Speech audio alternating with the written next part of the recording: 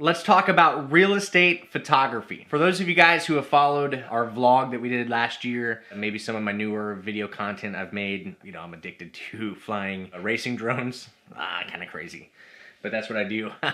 You may know that what I do to pay the bills is I sell real estate. Not only do I sell real estate, but I have also started and run a real estate photography business called Sphero Tours. We essentially do high-end real estate photography, video content, floor plans, virtual tours, all of that stuff.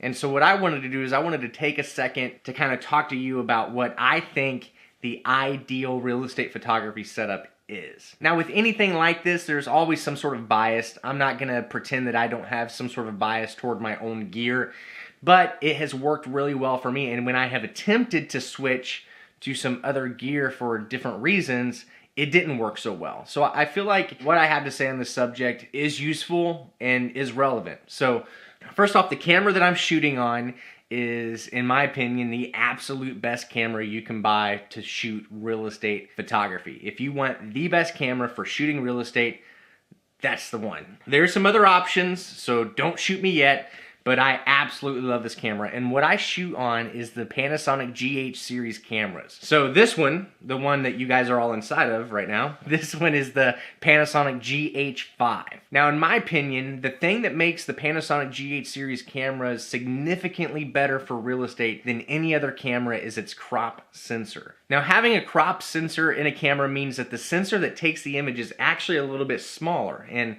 I know for you guys that are from Texas, you're saying, nope, bigger is always better, right? But in this case, I believe that the smaller sensor actually makes it more ideal because it affects the optics in a way that is ideal for real estate photography. All right, so hang with me just for a second as I explain this. I know everyone's at different levels, but hang with me. Essentially, when you're shooting photography, there's a depth of field. There's typically something that's in focus and something that's out of focus, depending on where it's at. Every lens has a spot to where from that point on, if you focus to that spot, everything from that point and further is in focus. That's your focus to infinity point, essentially. Something that makes cinematic photography so beautiful is having a very narrow depth of field. Like, it looks really pretty when you have something in focus. You may think of a picture of a flower where the flower is just beautifully in focus and the background is completely like blurry and it just looks really sweet. And to be honest, I absolutely love that look in everything except for real estate photography. And what a crop sensor does for your camera is that since there is a smaller sensor in the camera, for whatever reason, your depth of field is wider.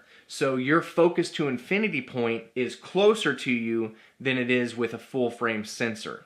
And that's important in real estate photography. I didn't ever realize this. Early on when I first started the business, I hired one of the best photographers in this area to help me out. And what I noticed when she shot the first house and she came to me and said, oh my gosh, check this out. She was having trouble getting the entire room in focus. If she focused on the couch in the middle of the room, then everything behind it was out of focus. It was blurry a little bit. And vice versa, if she focused on stuff at the back of the room, the couch was out of focus. And so she had to close down her aperture to allow less light in, but what that did is that made the area that was in focus wider. But what that did to her camera is it made her photos darker, so then she had to shoot with a lower frame rate to get the photos exposed right. If you're super steady or if you're shooting on a tripod, then that's fine to shoot at like a 12 aperture. For most of us, and especially in real estate photography, like, I'm not bringing in a light kit for each and every room. I'm not artificially lighting these areas, and most of the time,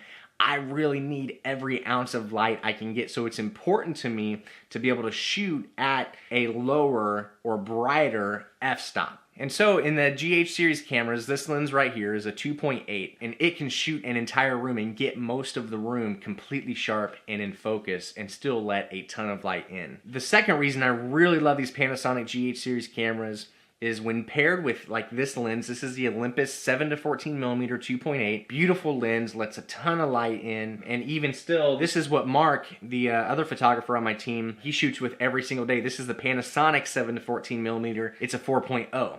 So this one allows a little bit less light in. You have to have a lower shutter speed to get it exposed right. So this is a great lens as well. This one's actually a little bit cheaper than this lens, so probably starting out, this is what you'll want to buy. But nonetheless, when paired with either this lens or this lens, these cameras do a phenomenal job of letting you zoom all the way out to 7mm and getting a nice wide photograph without getting, you know, bowing and fisheye. Like, all the lines stay super duper straight and it looks great. So I think that's amazing. Now, Canon makes great cameras, Sony makes great cameras. I've really studied a lot of the features on all the different cameras. I kept coming back to the GH series camera probably a year and a half ago when I knew I was going to bring on more photographers. I knew I was going to have to buy another setup. I strongly considered switching everything over to Canon. So I actually bought a Canon camera and I did some testing with the Canon 80D with their, I think it was 10 to 18mm lens. Their equivalent lens that shoots at about this focal length.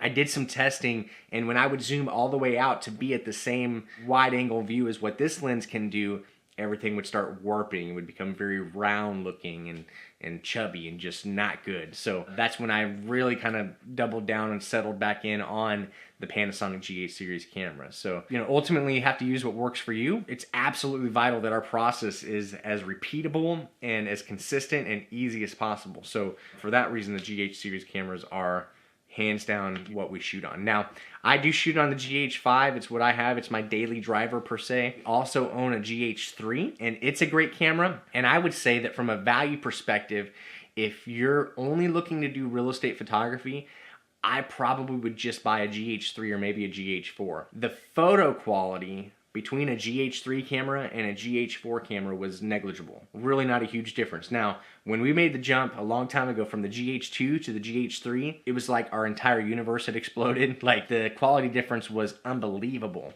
But when it comes to that GH3, GH4, and GH5 jump, it's very, very minute.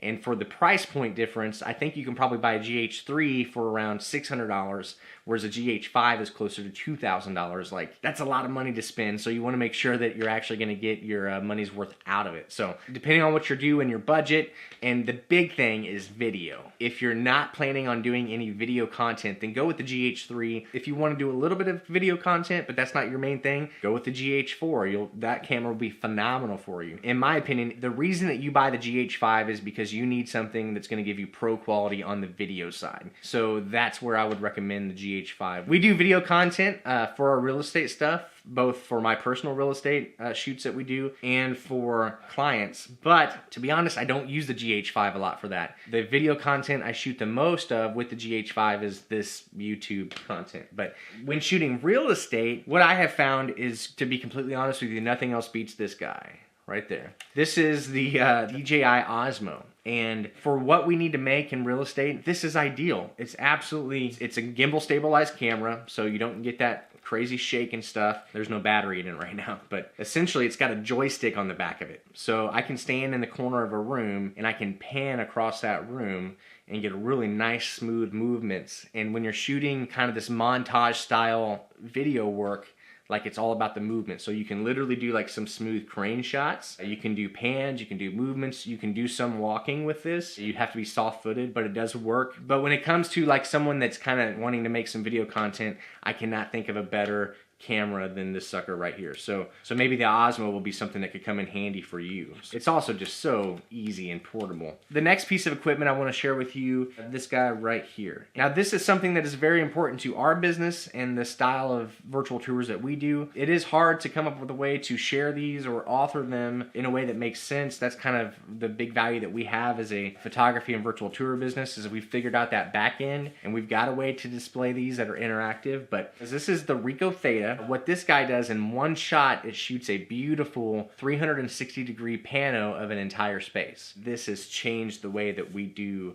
virtual tours for our business. So if you're looking to do virtual tours, this is something that you should definitely check out. I won't talk a lot about the gear, but we also do floor plans. It's a big part of our value add. We do floor plans and calculate square footage and add a bunch of these others really awesome services for our agents that we work for. Anytime you're measuring rooms, if you're a real estate agent watching this video about what gear you should buy, in my opinion, you shouldn't get up and leave your house this morning to list a house unless you got one of these. This guy right here it's a Bosch laser measurer. When we first got into the business, they had sonic versions of these that would use like pulses of sound to try to measure a room, and they were awful. It was a pain in the butt. But this thing right here, I would build a house with this. It is so accurate. It's accurate to probably a 32nd of an inch. It does a beautiful job. It makes life so easy. It's a beautiful thing. It works out great. This is something you absolutely have to have. I know it's not photography gear, but I know that a lot of you guys are probably real estate agents. So definitely look into getting one of these. And then last but not least, this is the least expensive thing on this list, and this is an absolute must-have for us. It's not what you would expect. Most camera guys say that you need a big, expensive tripod that's gonna cost you $300, and you need a big fluid head, and yada, yada, yada, yada. And I have used a lot of different pieces of equipment, way more expensive than this one, and I will tell you that I will not leave the house without this uber cheap, uber light monopod. Now this and everything else, I'm gonna put links to this stuff in the description so you can click on it. This is the type of thing that gets rebranded a lot, so I'm not sure exactly what the brand name is or anything, so I'm not gonna pretend to know that. But what this is, kind of zoom out here, this is a really simple monopod with a set of feet. The feet are important because of the Theta pictures that we post. This guy right here, I can attach it super duper easy here, and then literally just set that sucker in the middle of the room, make sure it's, you know, level straight up and down, and I can take my photo. So the feet come in super handy for that. Now with this Olympus lens, it's honestly too heavy to